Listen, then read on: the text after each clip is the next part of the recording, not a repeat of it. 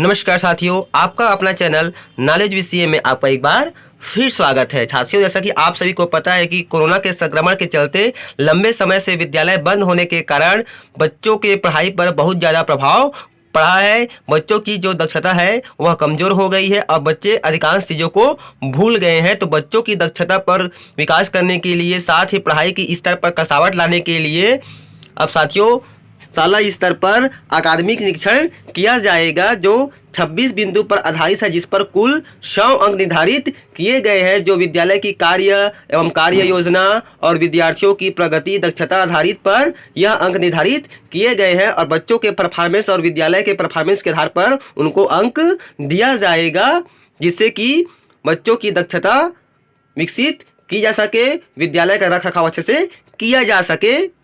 तो चलिए बात करते हैं कि किस प्रकार से अकादमिक निरीक्षण किया जाएगा और वह कौन कौन से 26 बिंदु है जिस पर अकादमिक निरीक्षण किया जाएगा। साथियों, यह जो अकादमिक निरीक्षण है वह ऑफलाइन और ऑनलाइन दोनों ही मोड पर होगा और यह जो अकादमिक निरीक्षण है वह संकुल स्तर से लेकर के राज्य स्तर तक के जितने भी अधिकारी हैं उनके द्वारा किया जाएगा।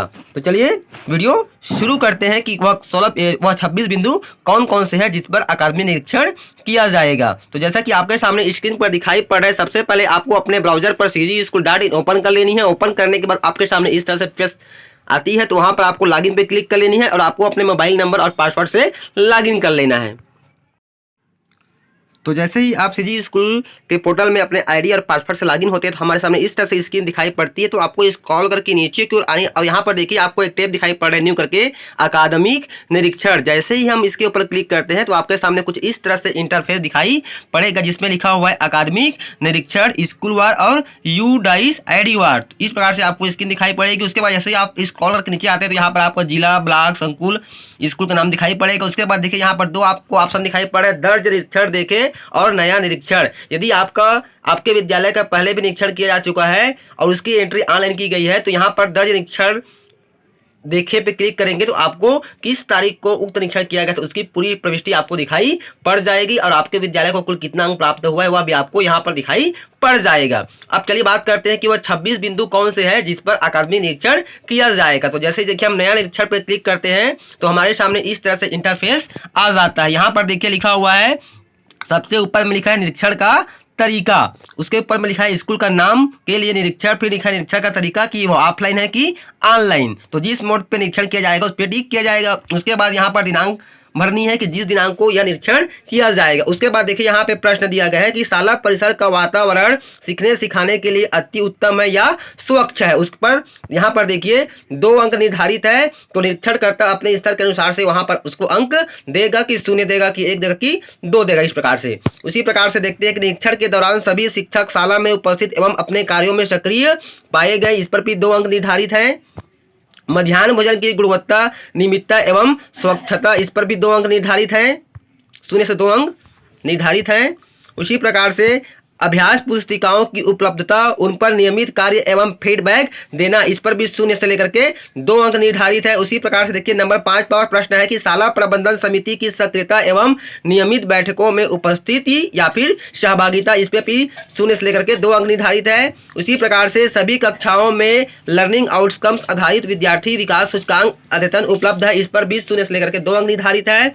सभी शाला में सभी विद्यार्थी द्वारा पुस्तकालय का नियमित उपयोग किया जाता है, इस पर भी 0 से लेकर के 2 अंक निर्धारित है। 8वां प्रश्न है कि सभी बच्चों द्वारा नियमित रूप से विभिन्न प्रयोगों का प्रदर्शन किया जाता है, इस पर भी 0 से 2 अंक निर्धारित है। सभी बच्चों को खेलने के पर्याप्त अवसर दिए जाते हैं और खेल सामग्री पर्याप्त है, इस पर भी 0 से लेकर के 2 अंक निर्धारित है। फिर 10वां प्रश्न है कि विद्यार्थियों को मिलने वाली सभी सुविधाएं उन्हें समय पर मिल रही है, इस पर भी 0 से लेकर के 2 अंक निर्धारित है।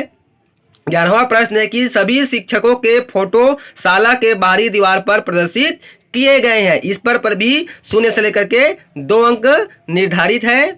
उसके बाद अगला दिया गया है कि 12वां प्रश्न है कि ट्यूमिंग ऑफ स्कूल के अंतर्गत पार्टनर शाला के साथ प्रति माह साझेदारी होती है, इस पर भी 0 से लेकर के 2 अंक निर्धारित है। उसी प्रकार से 13वां प्रश्न है कि विगत 6 माह के भीतर विद्यार्थियों को इमरजेंसी से बाहर निकालने मॉक ड्रिल हुआ है, इस पर भी 0 से लेकर के 2 अंक निर्धारित है।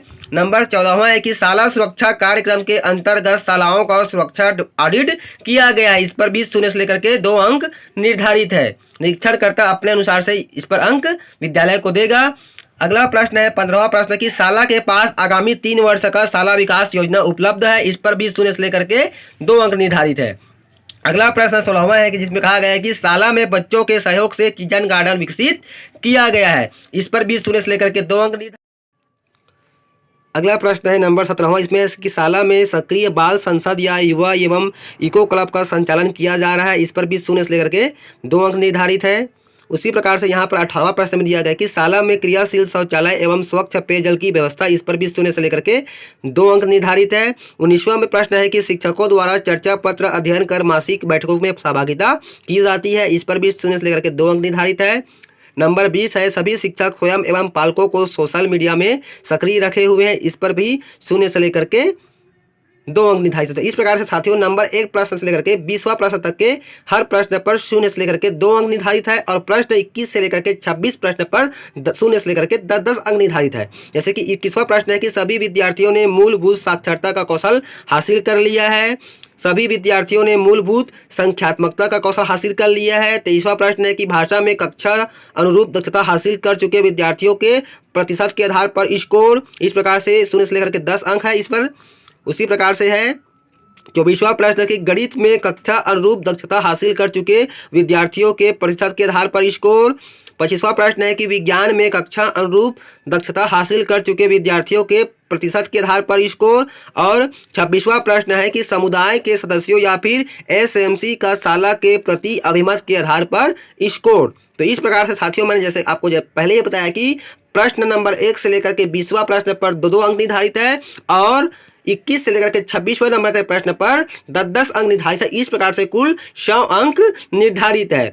और नंबर 27वां प्रश्न में कहा गया है कि निकलर द्वारा असेसमेंट संचालित किया गया है। तो यहाँ पे आपको बताना है यस और नो। साथ ही इस पर कुछ बातें और कही गई कि चुनौतियां या फिर राज्य से उम्मीदें, इस पर आपको बतानी है कि आपकी क्या चुनौती है या फिर आपको राज्य से क्या क्या उम्मीदें हैं। इस प्रकार से यहाँ पे आपको फिलअप करनी है। साथ ही इसमें कहा गया कि आपके द्वारा दिए गए सुझाव, कोई 3 सुझाव भी आपको यहाँ पर टाइप करनी है। उसके बाद फिर आपको सुरक्षित करे पे क्लिक कर देना है। तो इस प्रकार से जो भी निरीक्षण के लिए आपके विद्यालय में आएंगे अकादमी निरीक्षण करता, वो इस तरह से आपकी मॉनिटरिंग करने के बाद ऑनलाइन प्रविष्टि करेगा, चुनौतियां या फिर राज्य की उम्मीद को भरेगा और उनके द्वारा जो भी सुझाव होगा 3 सुझाव उसको यहाँ पे एंटर करने के बाद वे सुरक्षित करे बटन पे क्लिक कर देंगे। तो इस प्रकार से आपके विद्यालय की जो है अकादमिक मॉनिटरिंग हो जाएगी। तो साथियों उम्मीद करता हूँ आज का जो वीडियो है बहुत ही लाभदायक लगा होगा। तो फिर मिलते हैं साथियों इसी प्रकार की नई जानकारी नए वीडियो के साथ। तब तक के साथियों जय जोहार, जय छत्तीसगढ़, जय हिंद।